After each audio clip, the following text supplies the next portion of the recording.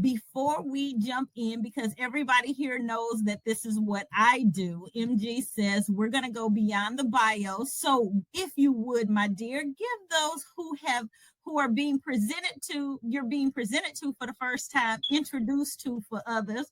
Tell them a little bit about you, who you are, what you do, where you at, so that we can get into this conversation today, if you don't mind.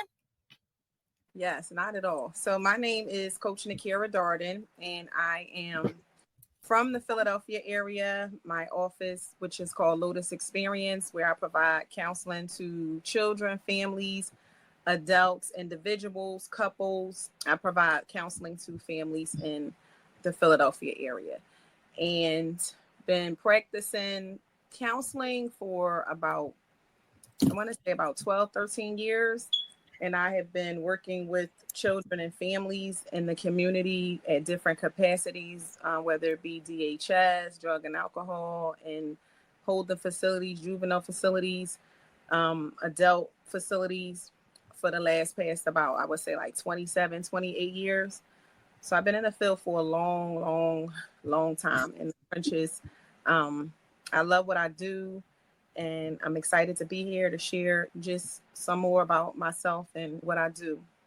Absolutely. Absolutely. And listen, you look good, girl. So when nobody even noticed you done been in the field that long, right? Like you done been doing this work for a long time, and you don't look aged at all. Fine wine. But they say Yeah, black don't crack. So that's what we do. that's a blessing. Listen, so you know what? When we talk about working with families and all of the people that you talked about when doing counseling work and things like that, we talk about like families and people are going through different changes and stuff that they have to go through. When anybody comes into the lab, I always ask them, what's the biggest change that has ever made the biggest impact on you? Biggest change you've made that's made the greatest impact. What would you say? The biggest that has made the greatest impact, I can name many of those because there's a lot of things that I've experienced that has had an amazing and tremendous impact on myself. But if I had to choose one, Mm-hmm. I would say becoming a parent was um, one of the greatest experiences that has like afforded me tremendous impact, I would say. Yeah. Yeah. Now, you know what? Parenting is one of those things, and we don't get a guide that goes with it, especially during the time when how does I know that you've got a son. So how are your sons? They are 18 and 26 now. So they Eight. like they been. Yeah, these are young They ain't, adults. yeah, they ain't little boys no more. So definitely. Right. You Yeah. know what? And when you talk about change, especially when you in the line of work and such that you do, and dealing with your own children and them even being young adults and stuff now, and I mean, let's face it, the world has changed in 18 and 26 years, right? Like For sure. things have changed, right? That's You've right. changed. Like, so let's talk a little bit about when we're thinking about, for those who are listening, right? Those who are listening, and we're talking about how we make impact and working with as a parent, parenting children or young adult, parenting adult children and such. Now this is a work that you do. What are some of the things that you kind of share with people in that aspect? How do you do that now? It's different than when you got started 26 years ago, Yeah. 18 years ago. What are some of the things that you share with people now to help them have grace for themselves and for their children now? So I would say first and foremost, some of the things that I would say that has transitioned for me from then to now, I would say, is learning how to have balance, understanding that there are times when you're going to have to kind of make a choice if it's going to be kind of them or you, meaning you're going to have to do something for yourself or the kids. And a lot of times as parents, for a long time, I would always put them first. Like always, Mm-hmm. always, always put them first, put them first, put them first. Till I had to say, you know what? It's not really all the time about them. I have to include myself because I can't lose myself in being a parent because I still have needs as well. And that's where I found the balance at. So I started to put myself first sometimes. Sometimes. Mm-hmm. Yeah. It's crazy to say, but sometimes I started to put myself first. And I think that's a lot of times where as parents we struggle because Mm-hmm. we want to afford our children things that we didn't have. But then Mm-hmm. another balance comes in where we have to understand that we don't want to afford them too much, where we enable or prevent them from having falls and breakdowns. So that because I think experience is an amazing teacher and they have Absolutely. to learn how to kind of go through instead of us Mm-hmm. preventing them from going through so that they can live happily and be balanced and strong and have the tools they need out there in that jungle. Oh, absolutely. Now, 100%.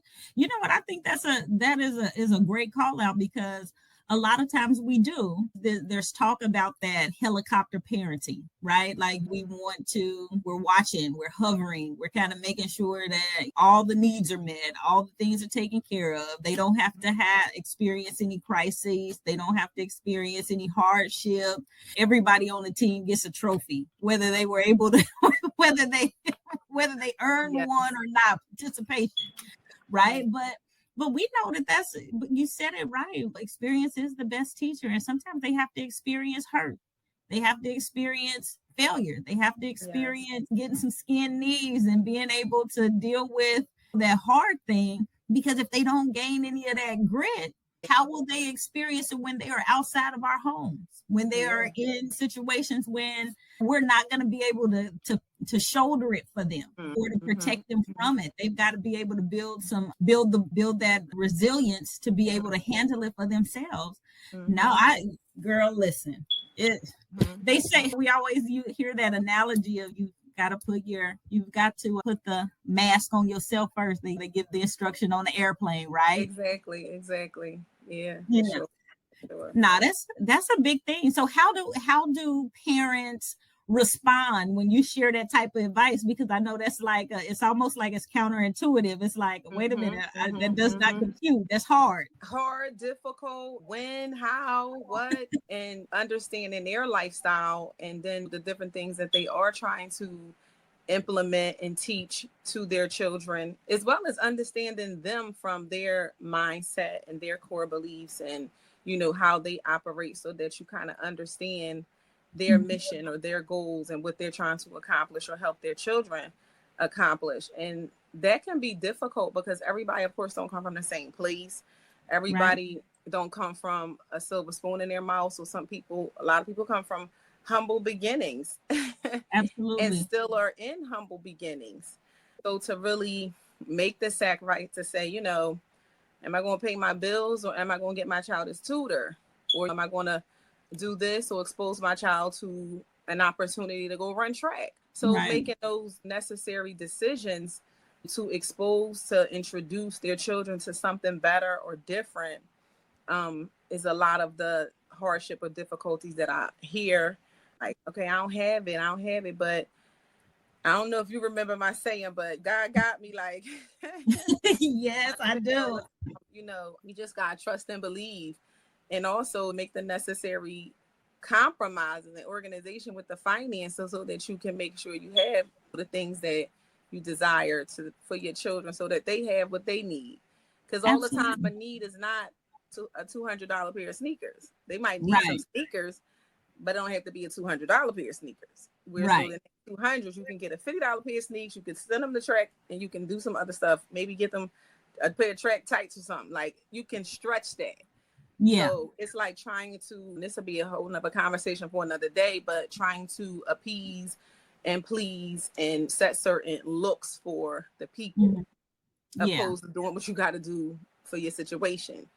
So I think that's Absolutely. an imbalance too in people where they trying to look a certain way and appear that they have Hmm. this or that for the people, which kind of is conflictual because if you want them to do this, but you're trying to look good doing it, then you may have a problem. Oh yeah, 100%. You listen. it ain't about a look. When it all comes down to it, that look and who we looking a certain way for people, those people don't take care of our bills. Those Mm-hmm. people don't take care of anything that goes on inside of the household. You know what? One of the things that our kids now being adults, we have these conversations. I remember my son is 25, and he was telling his dad, he was saying, Dad, I remember going to Dick, I think it was Dick's Sporting Goods. And there was some track, I mean, not, it wasn't track, it was some football cleats that he wanted. Like Mm-hmm. these was like some crazy cleats, gold, and I can't remember what player it was that was putting out these cleats, but they was like some fantabulous cleats that was like 200 and some dollars. Mm-hmm. And my husband took our son to Dick's Sporting Goods, and they got some $50 cleats or whatever it was. And he said it was about 8 or 9 kids on the team that had them same cleats. And he was like, he was unhappy. He was unhappy that year with those cleats. Mm-hmm. But he was able to go to, at the end of that summer, he was able to go to the AAU had like a camp. There was a camp that he was able to go to. Mm-hmm. And so his dad was saying to him, he was like, man, we could have let you have the all-star cleats that you wanted to go for the year, or you had the experience to be able to go on with the travel team during the summer. And like, but all of that was a part of it. Like sometimes it feels like you get this gratification for this one thing that's you want it now, but we was Right. working on trying to get you to let you be able to do something later, you know. And Right. so we had to explain that to you. And it didn't feel good then with you having your $50 pair with some other kids on the team, and it wasn't this major thing, but now he understood it. Like now, then it hurt, but like Right. he understands now. So that's part of the learning process. So Nakira, Mm-hmm. you had shared something with me too about one of the things about how did change you, and you had shared that it changed you by allowing you to value yourself so much more and no longer settle. And I think about in this conversation with parents that valuing yourself is a big part of it too, because we value our kids, but being able to value yourself as the parent, the mom, the woman. Right. How do you kind of talk a little bit for me about how you came to that place and being able to value you as a part of that whole conversation? What kind of led you there? How'd you get to that realization? That was years in the making. So It always is. It yeah, always is. it doesn't definitely happen overnight. But I would say just finding myself constantly in repeated situations that didn't really serve me. And I found Mhm. myself at the end of those situations or experiences or moments feeling a lot depleted. But when I look back at the entire situation as I process, it's like, had I valued myself more, saw myself different, not settled for this, not accepting it, had some boundaries, had some standards, Mhm. I probably wouldn't keep repeating these same processes. It's like different scripts, same different cast, same script. So it's like Mhm. it's just a different face on the other person, but it's like similar experiences keep showing up. What I had to do was really self-reflect and become self-aware of who I Mhm. really was and what I brought to the table. Mhm. And so I then started to understand my value. Like, who is Yeah. Nakira? What does Nakira bring to the table for anybody she comes encounter with, whether it be a friendship, intimate relationship, my children, families? Like, what do I bring to the table? And when I started to understand it, it was like a lot. Yeah. I bring a lot to the table. So really understanding that allowed me to start to set standards, set boundaries, only allow myself in certain circles. Because in the past, I would be in certain circles that really didn't serve me. So I started to understand I need to be in places where I'm being poured into and not keep depleting myself, like giving Mhm. much of myself when nobody's pouring back into me. So I Mhm. allowed myself to do that. And that's when I started soul searching a lot more to allow myself to get into certain spaces, to learn more about myself and who I was. And it just kind of went from there. So definitely today I value myself 1,000% more. Yeah. Now, you know what? And it takes that. And that's where I met you. I met you and you were working on your book project and Mhm. you were at this place, and some of the things that you shared with me, just kind of talking that through, like there's so much more to a person. And I love your different cast, same script. Like you would see in these different situations, somewhat different situations, but the outcomes is the same. Like it seems like it's a repeat, being able to see that. I was having a conversation with a coaching group that I have right now, and we were talking about that self-awareness. When was the place, and I know you take folks through this now, and we're going to make sure that you guys will have to get in contact with Coach Nakira, coachnakira.com. You guys will be able to contact her. Information is at the bottom of this, at the screen here. But Coach Nakira, talk us through, how do people identify whether it was you when you were able to starting to see some self-awareness things for yourself, but how do you help other people start to give them a couple things? I'm asking you to drop gems on people, because sometimes people don't know, right? Like it's like, man, why does this keep happening to me? This kind of stuff, I don't know why this keeps showing up. Help people understand so that they can be self-aware themselves. Hey, the problem might be you. Good question. Good question. So helping someone understand the repeated behavior, understanding past relationships, whether it be again with family, friends, an intimate one, like what do you see at the patterns that constantly show up? Because at the end of the day, when you constantly see it, is it really them or is it you? Mm-hmm. And really understanding your core beliefs or certain behaviors. Like a person could be manipulative, controlling, mm-hmm. judgmental, and a person could constantly kind of say that to them. And that's one of my things that I experienced throughout my process, was being judgmental at times, and mm-hmm. also not willing to accept people, situations at times for what they were. Because again, at times I could have been a little controlling.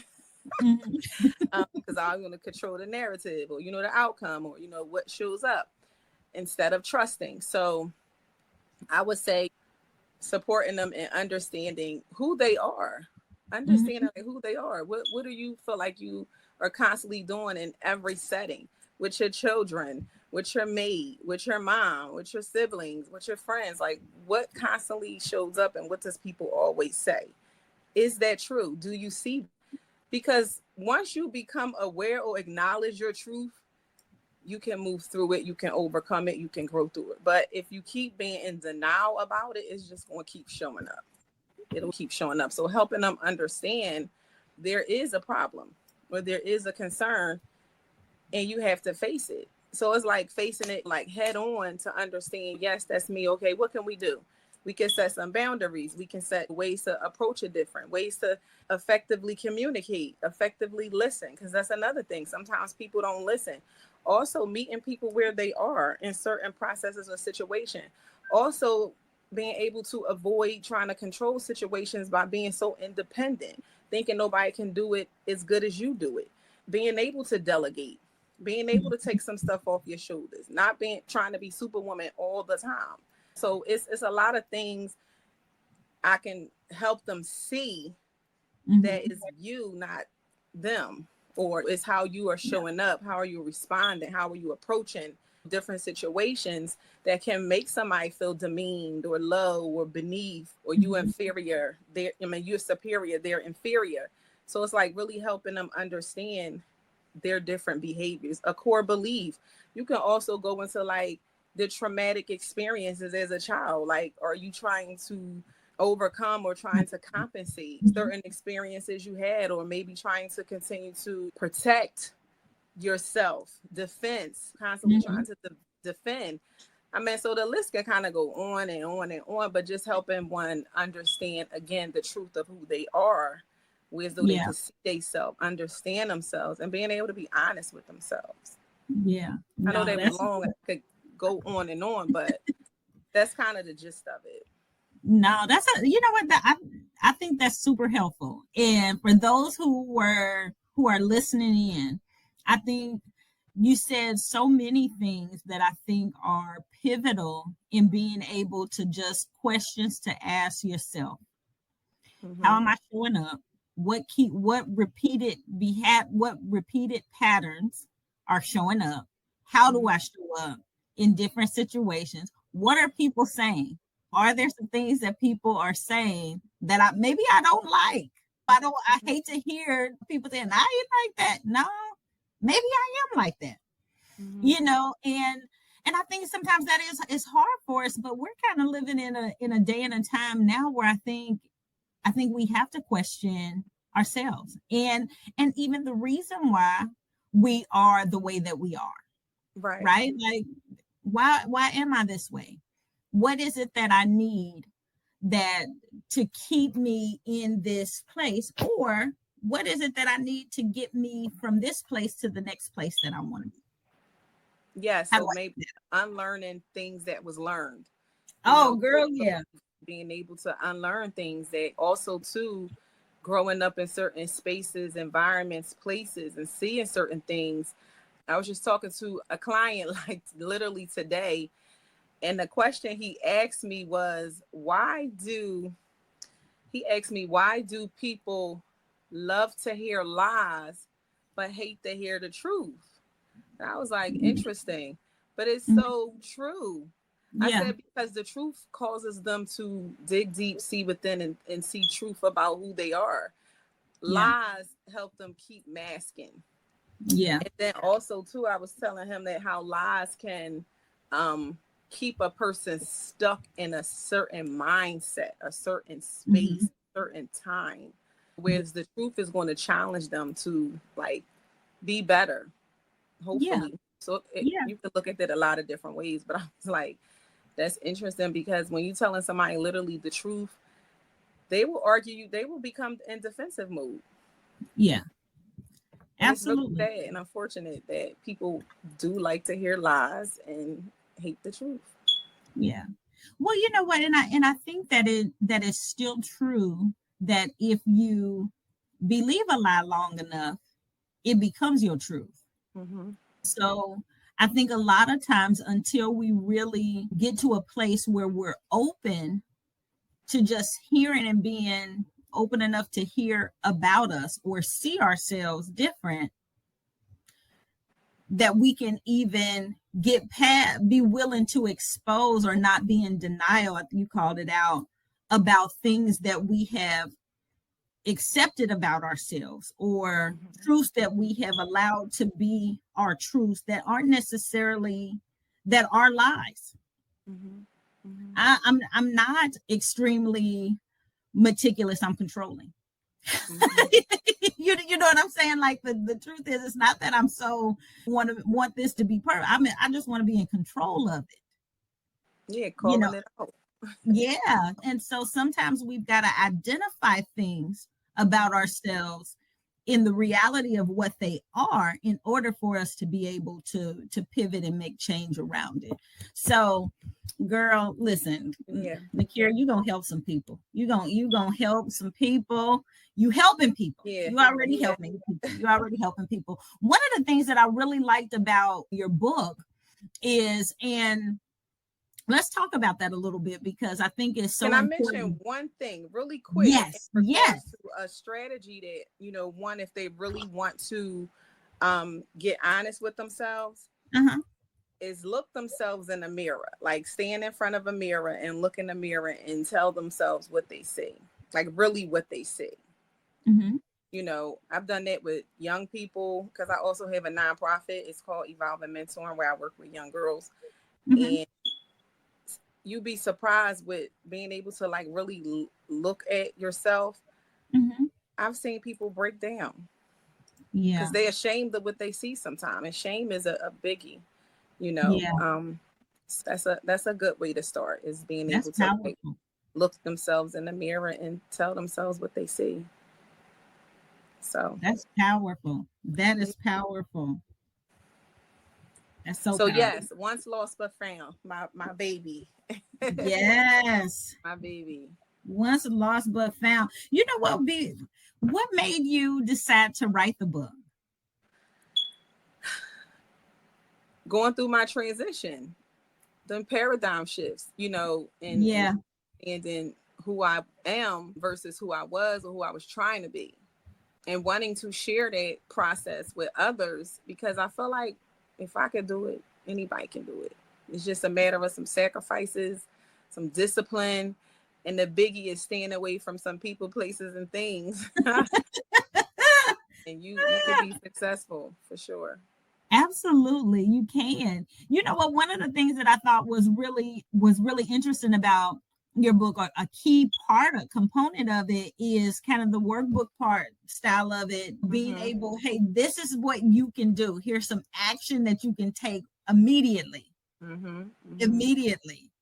you Yeah. know talk a little bit out. Of course, they've got to get the book. You got to get the book, www.coachnakira.com. Y'all got the link down here in the details. Yes, yes, yes. Go grab it. Go. You won't be Yes. disappointed. It's something in Yes. there for a little bit of everybody at different stages. I feel too. You can be kind of just starting out, trying to find yourself, be a better person. You can be in the middle where you kind of found yourself, but you don't know what next steps to do. And you can kind of be like, I got this. I know. So it's like, okay, what do I need to do now? So there's something in there a little bit for everybody. And I feel like it's also a great tool to help you kind of master who you are at different levels as well. Because again, like you said earlier, who you was 5 years ago is definitely, you should, if you still who you were 5 years ago, then that's where you need to start, because that can be an issue. Yeah. So because you should always be transitioning, changing, growing, elevating, spiritually, mentally, physically, emotionally, financially. There should be some shifts. Yeah. Listen, if we look at, I mean, every 5 years you somebody different. At least At you're least. somebody different.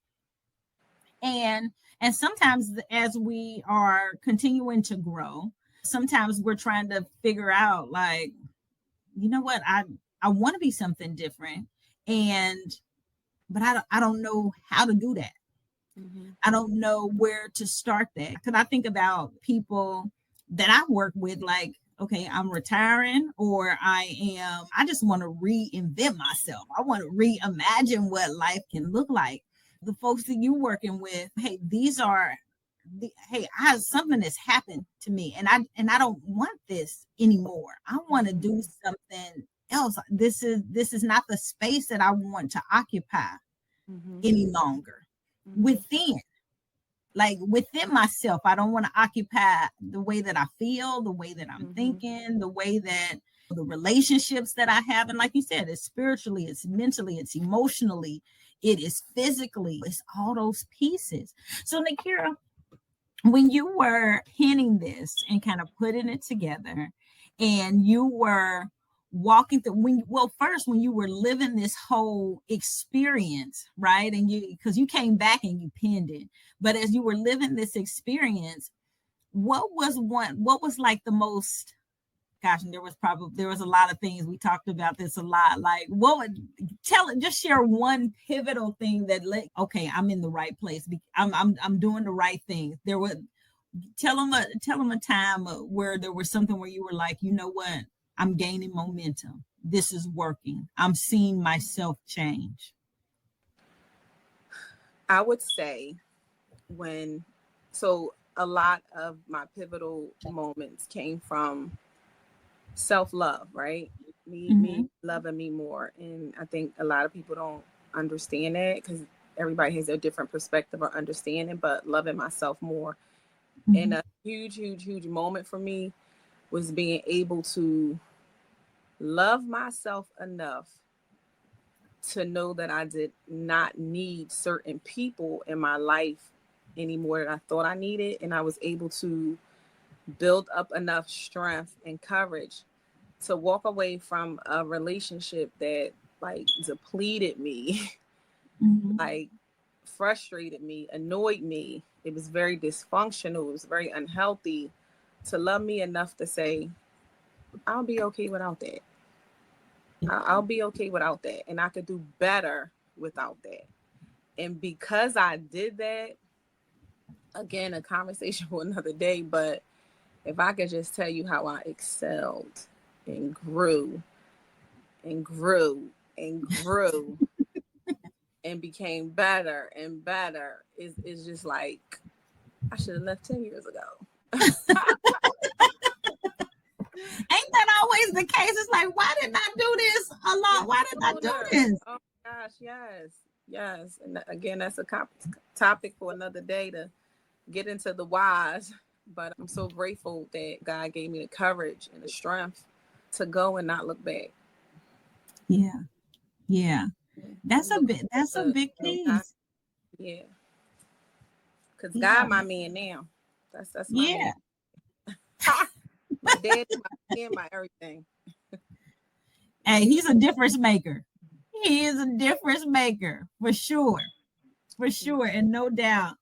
No, I love that. You know what? And a lot of times that's what it takes, though. It's gonna take some courage to make a different decision, because it's like it's easy to keep doing the same thing, and it hurts. It is sometimes to keep doing the same thing. But if you want something different, you're gonna have to do something different. Our pastor says that do something different. Yes, you are, but you're gonna get something different too. Yes, you listen. If I can only tell you the different outcomes and opportunities. I'll give you one. Okay. When I was in the relationship, I took my licensing exam to become a licensed professional counselor. And that's what kind of took me so long to take it, because my mind was never aligned. It was always an argument the day before. I'm stressed, just constant cheating, the lies, the deceit, the betrayal. It was like my mind was always not in a good, healthy space. And when I took my exam, the first time I did not pass it. Because my mind literally, like, even taking a test, I couldn't even focus. Because my mind was just all over the place. And then when I left that and I took my test, I went in there so confident. Like, when I say so confident, I went in there, the guard at the front was like, you want to take an exam, right? I was like, yep, and I got this. And she was like, you look like you ready. I was like, ready. I'm past ready. I'm ready to put it over. Went up there, took the test, came back. Well, when I took the test, after I came out, they let you know automatically you pass or not. The lady printed the paperwork out. I passed. I just start crying and just start thanking God. And the people in the room was like, you must have passed. I was like, yes. Yeah. Congratulating me. I was so excited. So happy. Got downstairs and I was like dancing and skipping along. And he was like, passed. I was like, yep, sure did. And she was like, I knew you hated it. I was like, I knew I did too, because I'm in a different space. So it's like, you let some things go. You see things so much more clearer. Your mind is so much more clearer. Yeah. Like, you can accomplish some stuff. You know, and that was a huge, I don't know what I want to call it, milestone or what have you, but it was like big for me, because it's like God is only going to allow you to really, really, really elevate when you let some things go that's holding you down. And he sent you signs. He sent me a lot of, you take that leap. Don't be scared. Don't look back. Don't worry. Just trust. Got you. And I tell you, it will all be okay. It will. You know what? One thing my husband said to me the other day, and I want to say it may have been our pastor that said it to him, but it was one of those colloquialisms where he said, you know what? Until you step out, God can't step in. I mean, God can't. No, don't let me say that he can't, because God can do anything. But a lot of times we think that we're waiting on God to do something. A lot of times he's waiting for you. He's waiting on us. You know, and so no, sometimes it requires us to take an action. And when we take that action, we are met with all of the resources, opportunities, continued faith, momentum, everything that you need or been waiting on or wanting, desiring, start showing up in ways that We will. You don't even expect or even know, like, girl. So I hear you. Yeah. Your whole countenance and everything done changed. Went in there, boom, boom, baby. And it just went off to the races from there, man. It's just been an amazing journey. And the blessing of it all is I don't regret any of it. Yeah. Because that's all of the things I've experienced has really made me the woman that I am today. And it continues to like mold me and mold me and mold me, or support me in molding myself. Yeah. Yeah. You know what? Because it worked. It's all of that. All of that is that experience. And you said it at the start of the show. Experience a lot is the best teacher. Like, in order for you to even tell somebody else in Once Lost But Found in your coaching sessions that you do with people, you can tell them, hey, I'm not telling you this out of theory. I'm sharing this with you out of experience. I know that this is to be true because I have experienced this. I say that. Yeah. Yeah. I definitely say that when I meet new clients, I say that in the beginning. I say, you know, all of what I've been through allowed me to sit in this seat.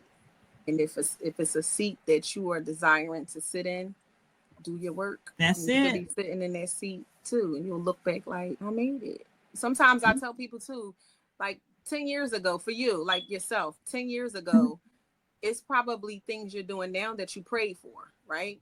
Absolutely. 10 years before that, it was things you're doing. Like I tell people, if you're making 40,000 again, you like in 5 years, I want to be making 70 or 80. And then you get to that, and it's because you got to keep setting a bar. So it's like things you now you pray for, you probably never thought you would be like doing it. When you look back and see that it's possible, then that you can do whatever you put your mind to. Absolutely. Those are facts. Facts. Oh my God. Girl, listen, that time don't went by so quick. I love it. I love it. It's been good. It has been juicy.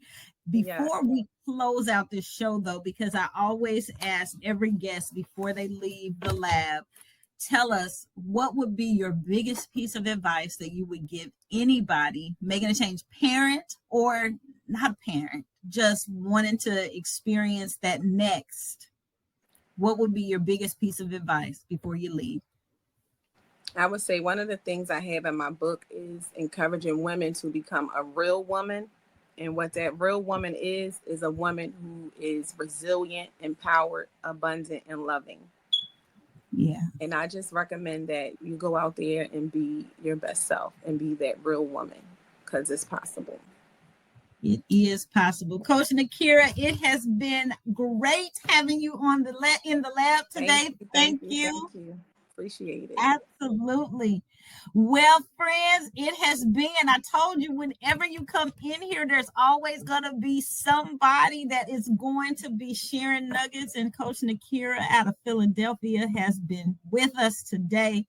Hey, make sure that you share this episode with friends, family, anybody that you know who could really benefit from being ready to move to that next place, that they ready to do some work on the inside. They ready to do that work. Reach out to Coach Nakira, www.coachnakira.com. She is there to help you. Nakira, I love you. Thank you for being here. So much. Love you back. Appreciate it. Absolutely. All right, you guys, y'all know we will be back here next Friday. Make sure you tune in. If you have not subscribed, please do. And ask your friends to join you in subscribing so that every time you hit that little bell at the bottom of your screen, so that the next time a new episode drops, you will get the notification, and we will see you here next Friday. Thanks and have a great day.